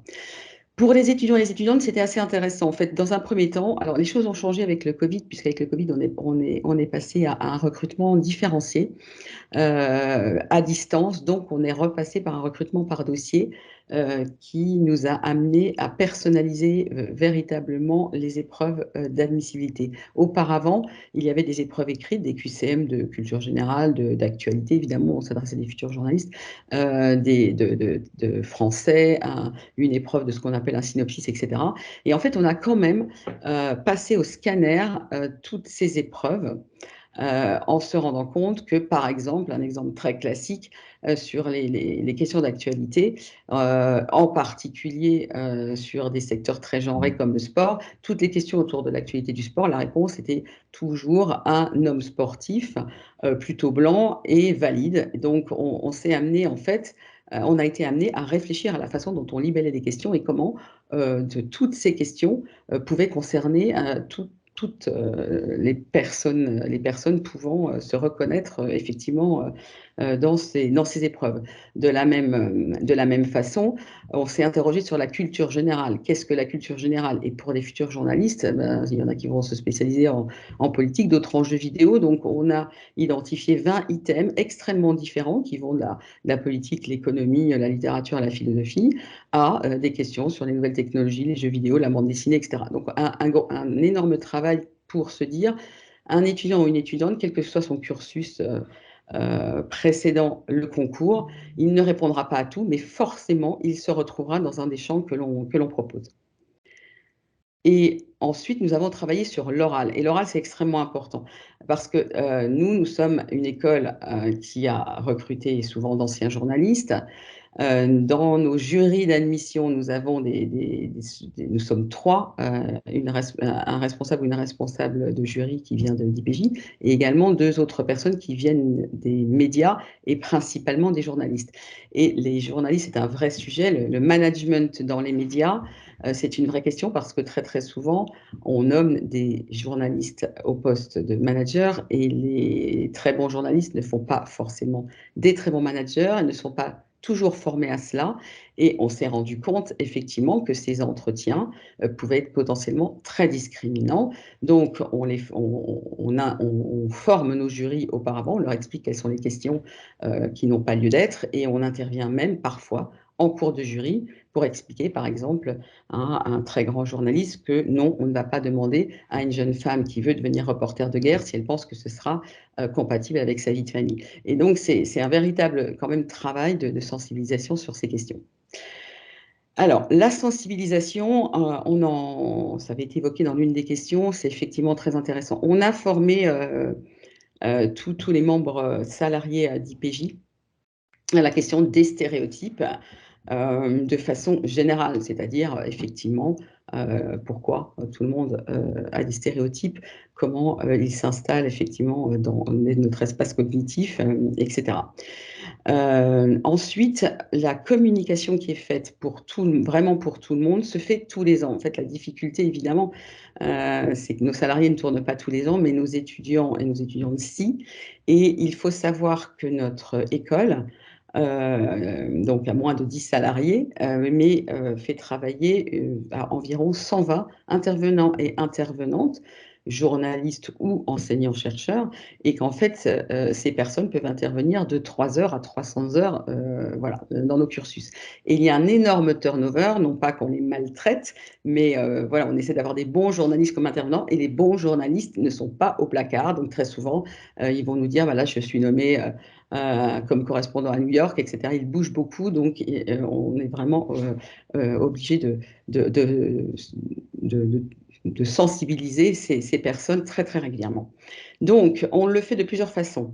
Il y a la réunion de rentrée, à la fois du côté des intervenants et des intervenantes, des enseignants donc, et des étudiants, où on va expliquer évidemment le fonctionnement de l'école, les cursus, les cours, et où il y a un moment important qui est consacré à notre politique sur aux étudiants et aux étudiantes. On explique qu'ils vont avoir une formation obligatoire aux stéréotypes, à la façon dont ces stéréotypes s'invitent dans les médias, parce qu'on va aussi beaucoup parler de pratiques professionnelles. On forme des futurs journalistes qui ont une responsabilité absolument essentielle dans la façon de montrer le monde. Et la question des stéréotypes dans les médias est une question absolument fondamentale. On va également les sensibiliser aux questions effectivement de diversité dans un collectif, c'est-à-dire que, et nos intervenants et nos intervenantes aussi, c'est-à-dire qu'on va aussi prendre du temps avec nos intervenants et nos intervenantes pour expliquer que déjà dans le contenu de leur pédagogie, il faut qu'ils aient en tête cette question de stéréotypes. Et donc, ça m'arrive aussi de faire remarquer à un journaliste radio qui va envoyer des étudiants et des étudiantes en reportage dans une école parce qu'il y a eu, par exemple, une grève des enseignants et des enseignantes, et en disant bah, vous allez interroger les mamans, et en rappelant qu'il y a aussi des papas. Voilà, c'est absolument... c'est vraiment une question qui doit toujours être présente à l'esprit. Nous les formons aussi à la façon dont ils vont gérer les interactions entre les étudiants et les étudiantes. La question, par exemple, de la prise de parole, dont on sait qu'elle peut être parfois tenue plus par certaines personnes. Il y a beaucoup d'études sur le fait que la prise de parole au féminin soit moindre que la prise de parole au masculin. Ce que l'on appelle l'assignation de genre, c'est-à-dire considérer que dans des exercices écoles, les jeunes femmes vont plutôt traiter des sujets sur l'école, sur la santé, et les jeunes hommes, sport et politique. Donc, toutes ces questions-là, en fait, à la fois de forme et de fond, sont abordées tous les ans avec, en fait, toutes nos parties prenantes. Ensuite, on a mis aussi en place, alors avant la mise en place de la cellule de veille qui a été évoquée à Dauphine, ça fait donc une dizaine d'années qu'on a mis en place, nous aussi, un système d'écoute qui est géré par des personnalités extérieures et indépendantes sur tous les risques de discrimination à l'intérieur de l'école. Tous les ans, on envoie un questionnaire aux étudiants et aux étudiantes sur tous les risques de discrimination, encore une fois, soit d'interaction entre eux, parce qu'évidemment, il y a des choses qui se passent entre eux, soit émanant d'une personne, je dirais, détentrice d'une forme d'autorité, que ce soit des salariés de l'école ou des enseignants et des enseignantes, ou encore sur la façon dont ils vivent leur cursus, et donc est-ce qu'effectivement ils ont le sentiment qu'ils sont traités à égalité. Donc les questions aussi d'évaluation, de choix, de politique, de stage ou de prix et de bourse, puisque nous devons sélectionner un étudiant ou une étudiante à chaque fois pour des prix et des bourses qui amèneront à des CDD dans les médias. Donc il est extrêmement important de communiquer là-dessus et de montrer qu'effectivement il faut être extrêmement transparent. Et on a également des conférences sur qu'est-ce qui se passe quand je vais dans les médias. Vous n'êtes pas sans savoir qu'un certain nombre de sujets ont émergé, en particulier avec MeToo, sur des violences sexuelles, y compris dans les médias.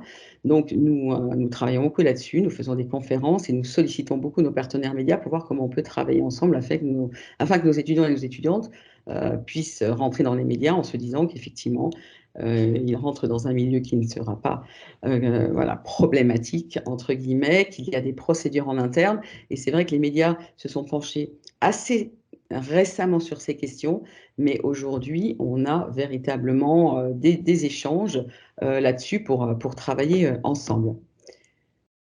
Voilà. Donc, je l'ai déjà un petit peu abordé, la sensibilisation des stéréotypes dans le contenu de la formation, un regard permanent sur toutes les productions journalistiques, donc voilà, tous les cours sur les stéréotypes, et on participe aussi à des projets. Donc on a parlé de la mission égalité des chances de Dauphine, mais évidemment qu'on travaille en lien avec à la fois la mission handicap, la mission égalité des chances, mais nous avons aussi Nous avons aussi des initiatives un petit peu spécifiques à notre école, Interclasse, où nous travaillons avec des journalistes de France Inter pour aller et nos étudiants vont dans certains collèges et certains lycées pour faire de l'éducation média et pour fabriquer l'information avec des jeunes collégiens ou lycéens. Et les Cordées de la réussite, où nous travaillons avec 4 établissements également sur ces questions de lutte contre l'autocensure, mais aussi sur le fait de se sentir à l'aise pour prendre la parole en public, etc. On travaille aussi, je ne l'ai pas indiqué là, avec des associations qui sont plus spécifiquement consacrées à l'égalité des chances dans les médias, et en particulier La Chance, qui est une association extraordinaire qui fait un véritable travail d'accompagnement en amont des concours pour identifier. Donc le critère, ce sont des étudiants et des étudiantes boursiers et boursières qui les accompagnent vraiment jusqu'au concours. Et aujourd'hui, on a de plus en plus d'étudiants émanant de ces processus qui intègrent notre cursus. Pour vous donner un ordre d'idée, selon les années, on oscille entre 35 et 45% d'étudiants et d'étudiantes boursiers dans notre cursus. Et peut-être la dernière slide. Alors, voilà. Donc, comme je vous le disais, beaucoup d'échanges, parce qu'évidemment, on ne peut pas avancer sans nos partenaires médias. Je travaille également avec l'ex-CSA, l'ARCOM, sur un observatoire de la diversité où on sollicite nos partenaires médias dans les secteurs audiovisuels. Et ce travail qu'on a mené à l'IPJ, puisqu'on a le label diversité, on l'a eu en 2014, il a été renouvelé en 2018 et nous venons de passer l'audit il y a un mois pour le renouvellement, puisque c'est tous les 4 ans, nous a donné quand même un certain nombre de compétences sur ces sujets-là. Et la conférence des écoles de journalisme a souhaité, donc avec une autre personne d'une autre école, que l'on accompagne les autres écoles de journalisme sur ces questions-là, en termes de formation, mise à disposition d'outils et de travail en commun avec les médias. Et donc, j'achèverai sur l'organisation des états généraux. C'est la première fois que ça va exister, que l'on organise les écoles de journalisme justement sur la formation et l'insertion professionnelle et où on va beaucoup échanger avec nos partenaires médias. Et pour terminer, ce travail que je mène, et c'est extrêmement intéressant, montre qu'en fait, oui, ce n'est pas aussi simple, même si quand ils sortent de chez nous, ils sont absolument parfaitement formés. La dimension intégration, elle est parfois compliquée. Les entretiens qualitatifs que je mène avec des jeunes qui sont soit d'une origine sociale assez différente de l'écosystème habituel des journalistes, soit des personnes racisées, les femmes, la question quand même des violences sexuelles dans le milieu journalistique a été, comme je vous l'ai dit, très portée ces derniers temps, et c'est un vrai sujet. Et également le handicap, la religion, il y a quand même des exemples très très marquants. Je citerai quelques exemples très très rapidement d'un jeune homme noir extrêmement talentueux dans un média très très prestigieux qui a fini par renoncer parce que étant le seul noir est toujours vu comme la personne en charge de la sécurité et non reconnu comme journaliste, a fini par considérer que c'était trop difficile en étant le seul, parce que la question aussi du nombre est importante. Hein. Ces études qui montrent que, par exemple, dans un conseil d'administration ou dans un comité de direction, moins de 30% des femmes fait que les femmes ne pourront pas se positionner, en tout cas s'autoriser à se sentir légitimes dans la prise de parole. Quand vous faites partie d'un groupe, vous identifiez un groupe, c'est très compliqué. Donc, j'ai des retours comme cela. La question aussi du décalage social, par exemple, sur le traitement des gilets jaunes. J'ai des étudiants et des étudiantes qui viennent d'un milieu social absolument pas favorisé. Les gilets jaunes, c'est leur famille. Et ils ont considéré que dans le traitement, les échanges, les remarques en rédaction, ils ont vraiment identifié un mépris de classe très, très important, où ils ont vraiment senti le « eux » et « nous », qui ont fait qu'ils n'étaient pas du tout à l'aise là-dessus. Des étudiants et des étudiantes de confession musulmane, ce sont les seuls au moment des attentats de Charlie à qui on a demandé s'ils étaient Charlie. Donc, très, très compliqué. Et puis, alors cet exemple, je terminerai par là, récurrent sur ces sujets qui font l'ouverture du JT de nos grands médias télé sur le ski. l'incompréhension des jeunes, des enfants d'ouvriers, des enfants d'agriculteurs, en disant mais il n'y a que 7% de personnes qui partent en vacances au ski, comment on peut faire autant de sujets sur le ski? Voilà, parfois ce décalage à la fois dans le fait de se reconnaître au sein d'un groupe et aussi, et c'est important dans ce métier-là, les pratiques professionnelles qui en découlent. Voilà, je vous remercie. Si vous avez des questions, je suis à votre disposition.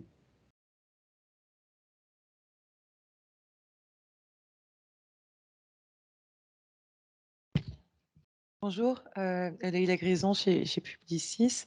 Votre propos me saisit évidemment, notamment sur les exemples très concrets que vous donnez, qui sont en réalité si nombreux et si répandus à l'échelle de beaucoup d'autres entreprises ou industries, métiers, mais c'est une absolue vérité dans le journalisme, ça l'est aussi dans la communication. Ça enfonce un peu le clou sur ce qu'on disait tout à l'heure, de mon point de vue, sur la sensibilisation au handicap. Les universités peuvent faire tout le travail qu'elles souhaitent et du coup, on me depuis très longtemps.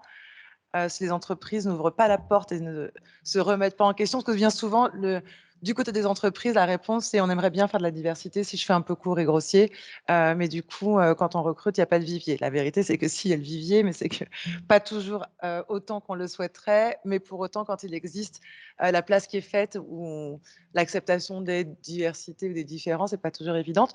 Je me demandais si vous interveniez dans les entreprises, en fait, parce que ce qui est intéressant, c'est quelque part de faire le pas de côté et de prendre quelque chose qu'on a de toute façon tous en commun, qui est de regarder les infos. Là, l'exemple sur le ski, il est assez rigolo. Il y en a plein. Mais oui, voilà, parce que du coup, en termes de sensibilisation, quand l'entreprise n'a plus à se regarder elle-même, elle ne se juge plus elle-même, elle regarde un autre corps de métier. Et en réalité, je pense qu'il y a un effet miroir qu'on pourrait répliquer à l'infini. Donc, ma question, c'est est-ce que vous intervenez dans les entreprises? Alors, je vous remercie pour votre question. Oui, ça m'est arrivé d'intervenir dans les entreprises, en particulier au travers de la chaire, parce qu'il y a une chaire à Dauphine qui a été extrêmement active, qui l'est peut-être un petit peu moins avec le départ du professeur Chanla qui l'apportait donc, sur ces questions-là de gouvernance et de diversité. Donc, dans ce cadre-là, avec les autres membres de la chaire, on est intervenu dans un certain nombre d'entreprises. Et je suis d'accord avec vous. Et encore une fois, il n'y a absolument aucun jugement de ma part. Je pense que ces questions sont très complexes, mais il y a un discours. Il n'y a pas qu'un discours, ce n'est pas que de la diversity washing, évidemment. Il y a une vraie volonté de certaines entreprises de vouloir ouvrir à la diversité, et il y a un blocage. Je vais vous citer aussi un exemple. Moi, tous les médias me disent on veut ouvrir, on veut plus de diversité. On veut des profils atypiques. Et c'est très intéressant finalement d'interroger, mais qu'est-ce que l'on met derrière le atypique? Et en fait, nous, on en a clairement, surtout avec le travail maintenant que l'on fait, parce que comme je vous l'ai dit, on est passé des QCM qui restent quand même, malgré tout le travail qu'on a pu faire sur le type de questions, qui reste un véritable frein nos phases d'admissibilité. Ce sont des dossiers où on les interroge sur beaucoup de choses, scolaires et extrascolaires, où on leur demande de se présenter, de raconter voilà, des expériences de vie, etc. Et on pense, ça fait 2 années, c'est trop court pour vraiment juger de la pertinence de ce type de recrutement en admissibilité. Après, il y a toujours les euros pour les épreuves d'admission, mais très clairement, ça fait deux promotions et on n'a absolument pas baissé en niveau, c'est très clair. On a vraiment des personnes intéressantes et dont certaines ont vraiment des parcours atypiques, mais des parcours intéressants parce que les ayant amenés à justement avoir la société d'une façon beaucoup plus large. Et très clairement, moi, en tant que journaliste, j'ai assisté à des centaines de conférences de rédaction et ce n'est pas par manque de volonté. Mais quand on a eu un champ, on parle aussi des choses qui vous ressemblent, y compris dans le journalisme, des choses qui vous intéressent. Et ce n'est pas qu'on ne peut pas parler d'autre chose, mais quand son champ de référence, c'est ça, et ben, on ne peut pas effectivement l'ouvrir plus. Et j'ai remarqué qu'effectivement, des personnes qui avaient d'autres parcours, d'autres existences, en particulier socialement, pouvaient amener des sujets extrêmement pertinents que certains rédacteurs en chef ou rédactrices en chef n'auraient pas eu juste parce que ça n'est pas dans leur scope. Et en fait, quand je présente, surtout en alternance, il y a beaucoup d'actions qui se passent via l'alternance, certains profils à des médias. Donc, on veut des profils atypiques. Alors, il y a 2 cas de figure. Il y a le cas de figure, on prend le profil atypique et c'est assez terrible ce que je vais vous dire. Et en fait, on lui demande de se conformer en fait au code de l'entreprise. Moi, j'ai des jeunes dans mes entretiens qui me disent mais je proposais ces sujets-là, je proposais telle façon innovante aussi de se réconcilier parce qu'ils proposent beaucoup de formats pour essayer de réconcilier les médias avec une partie de la population qui s'est énormément détachée des médias aussi pour ces questions-là, parce qu'elle ne se reconnaissait pas. Il y a énormément d'études là-dessus et c'est absolument passionnant. Et ces jeunes proposent une autre façon de faire, par exemple d'expliquer aussi comment on travaille. Ils se sont rendus compte que pour la couverture des Gilets jaunes, les Gilets jaunes n'avaient aucune idée. Ils confondaient éditorialistes et journalistes, n'avaient pas d'idée de la façon dont les journalistes, effectivement, vérifiaient leurs sources. Et donc, il y avait beaucoup de propositions comme cela. Et la réponse qu'il leur est faite, c'est « mais on ne fait pas comme ça, c'est pas… » Voilà. C'est en fait une injonction à rentrer dans une norme d'entreprise qui est extrêmement forte. Ça, c'est le premier cas de figure. Et le deuxième cas de figure, c'est la proposition, effectivement, de profils atypiques. Et j'ai une relation de confiance avec les personnes dans les médias. Je pense à un jeune homme qui avait effectivement un profil particulier, mais encore une fois, une expérience de vie et une vision de la société absolument extraordinaire. Et voilà, un grand média que je ne citerai pas, la responsable de recrutement m'a dit, écoute, sincèrement, à l'oral, il a fait peur à certaines personnes. Non pas que cette personne était agressive ou quoi, mais considérée comme trop en décalage.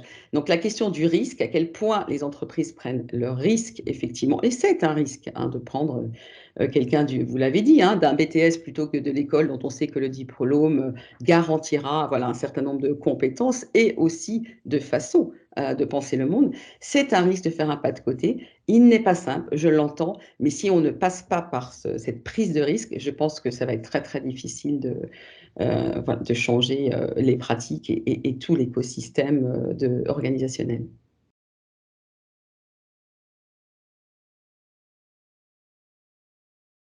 Merci. Merci Pascal. Alors, s'il y a peut-être une dernière question, mais on a un peu explosé le temps en fait d'un quart d'heure. Donc, Désolée, j'étais été non, c'est un travail d'équipe. Donc,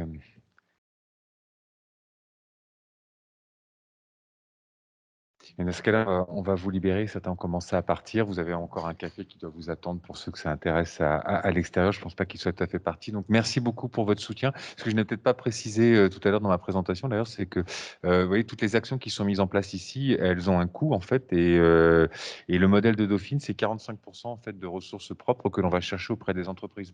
Donc, tout ça existe aussi parce que vous nous aidez, en fait, à les mettre en place. Voilà. Donc, merci beaucoup.